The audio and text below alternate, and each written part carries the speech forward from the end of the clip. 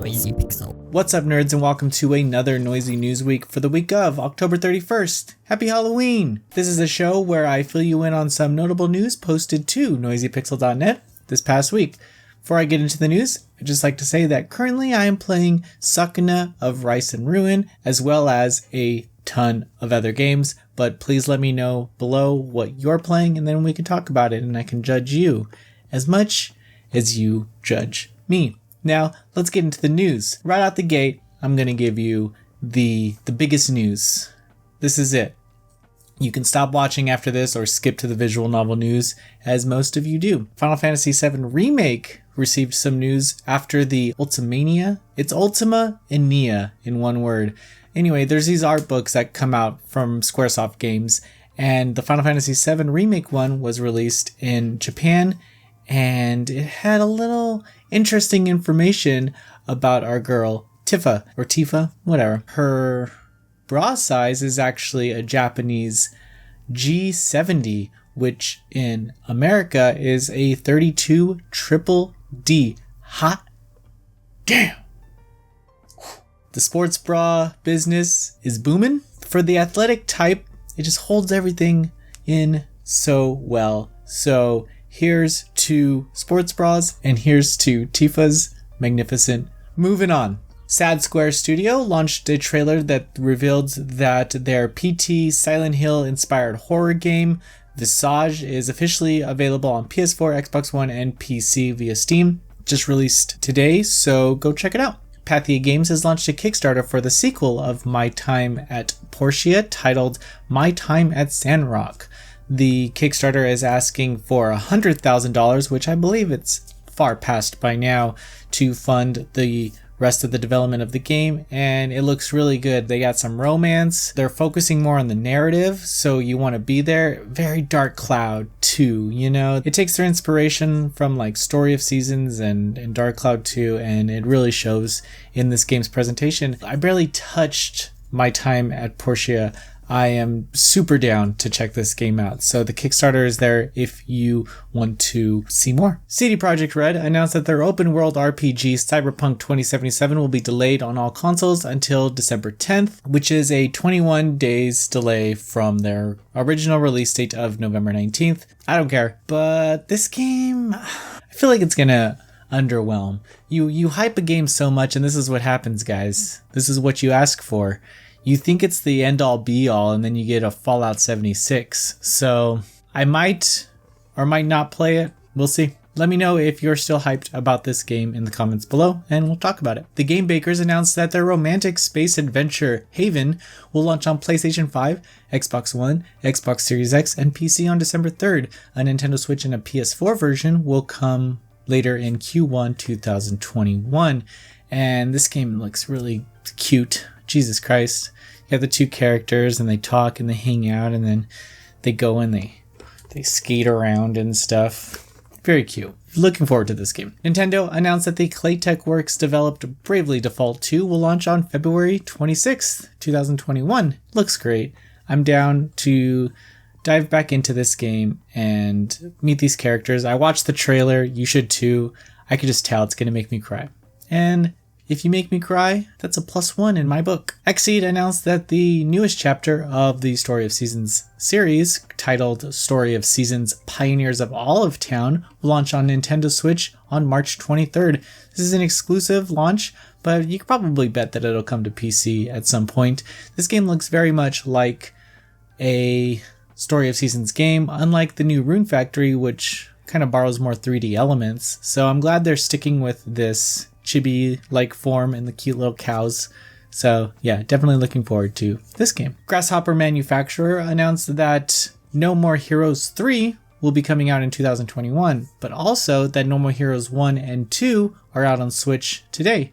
So this is pretty cool, I guess. You have a little bit of remastered work done to No More Heroes 1 and 2 on Switch. Very excited about it. This series in general, either you hate it or you really like it. There's really no in between. So hopefully this release of these two titles kind of opens up the gate for other players, but it is available now on Switch. Square Enix has launched a teaser website for the much anticipated Final Fantasy XVI.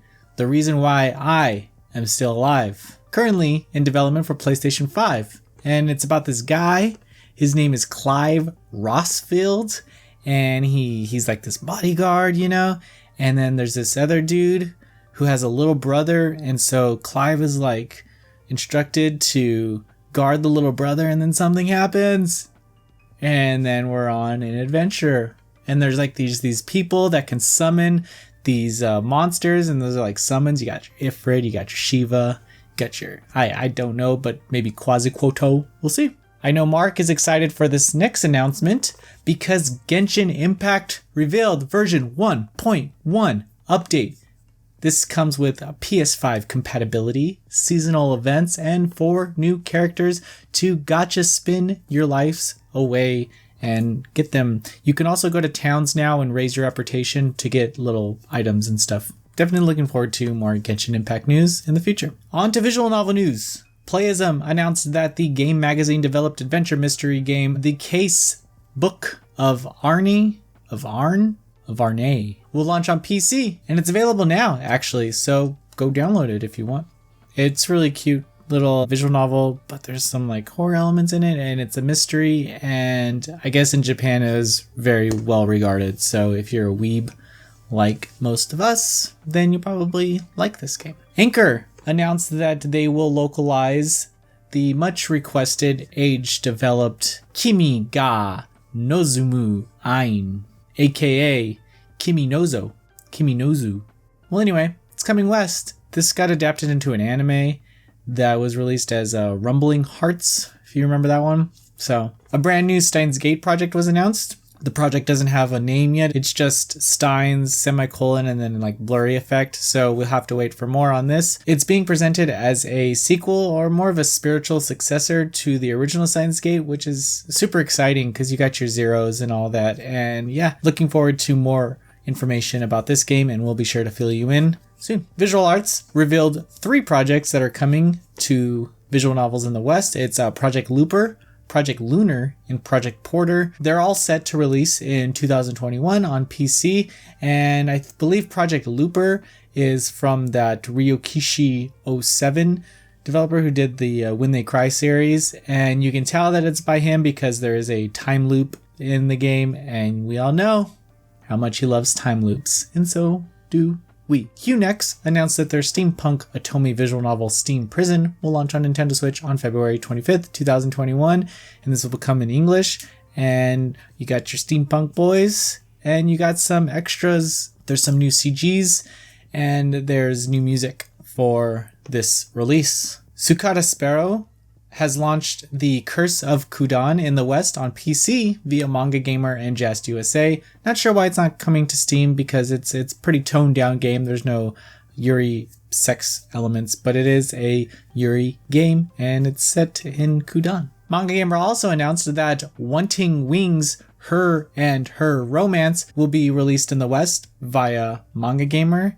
And this game is about these 3 girls who all believe that they saw an angel, and then they all think that maybe one of them is an angel, and so they can all romance, and you can like pair them up depending on your choices, make a nice menage a trois. Playism announced that the Sen-developed adventure horror game Mad Father Remake will launch on Nintendo Switch and PC on November 5th. Not too much longer there.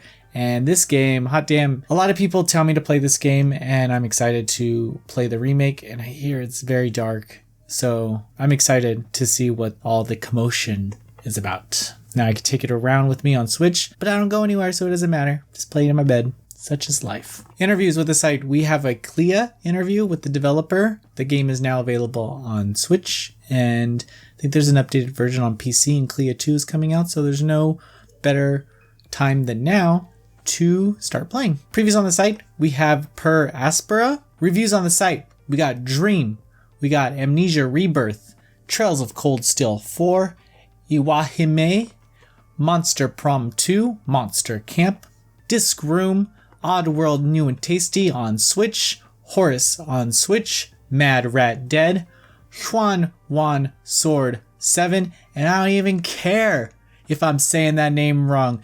Hey, go in the comments of the Juan Juan, whatever, Sword 7, and see all the nerdy guys. You should have used Google Translate. Brother, I didn't got time for that.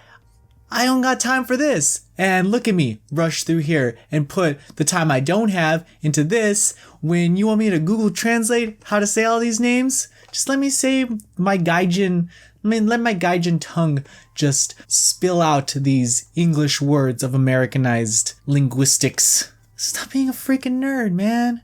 You know how to say it. You know what I'm saying. You can read the damn name right in front of you. Just really grinds my gears. You know, you could do so much, you guys. You could do so much. But nothing is enough. Moving on. Blair Witch, Oculus Quest Edition, The Dark Pictures, Little Hope, The Angry Video Game Nerd 1 and 2 Deluxe, Loca Love, My Pure Priestess, and Crimson Clover World Explosion over and over. That's it. That's the news, guys. Thank you so much for watching. Yeah, it was a little long, but we had fun. And at the end of this, we're still friends. So that's all that matters. And thank you so much. See you next week.